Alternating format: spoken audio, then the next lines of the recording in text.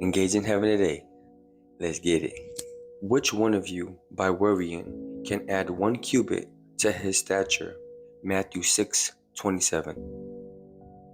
Why worry about things that do not add lasting value to your life? Jesus pointed out that the birds don't worry about where they're getting their food, and since we're much more precious to God than they are, why will we worry? It's one thing to say we believe in God, and it's another thing to actually live it. Believing God isn't conditional. It isn't based on how we feel. Faith is not a feeling, which is what makes it so difficult for some people. Do we trust God with our provisions? Money is nice and can be used as a tool for God, but if money is where we place our trust, then it will destroy us. We need to open our eyes and recognize that God is our provider and we have nothing to worry about. If our hearts are right, our lives will be right, and we will definitely be tested in this area. You know what I find interesting? That every single thing that we tend to worry about, we get tested on.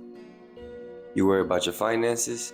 From time to time, something might happen that would test your finances to see if you rely on your finances. You tend to worry about your marriage. Is it going to work? How are things going to work?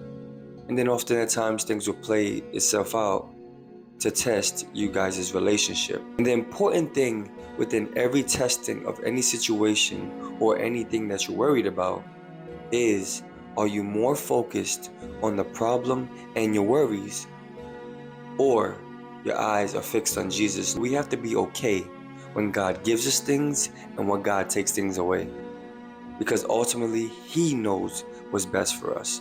We have to continue to keep our eyes fixed on Jesus and not the things that we worry about.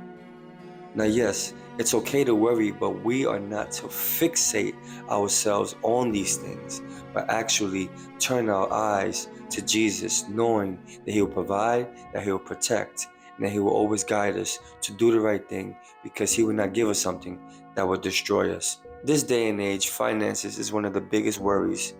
We all tend to have some kind of problem when it comes to finances. But ultimately, if God will provide for the birds, God will provide for the ants, and none of those animals and none of those insects worry, why do we? The Lord, Yahweh, is the provider. He's the healer. He's the great I am, which means that He covers every category that you worry about. Anyway, brothers and sisters, that's all I got. I love y'all so much. Thank you for all your support. And remember, stay in your word, continue to pray, and walk with Jesus throughout the day. Till next time.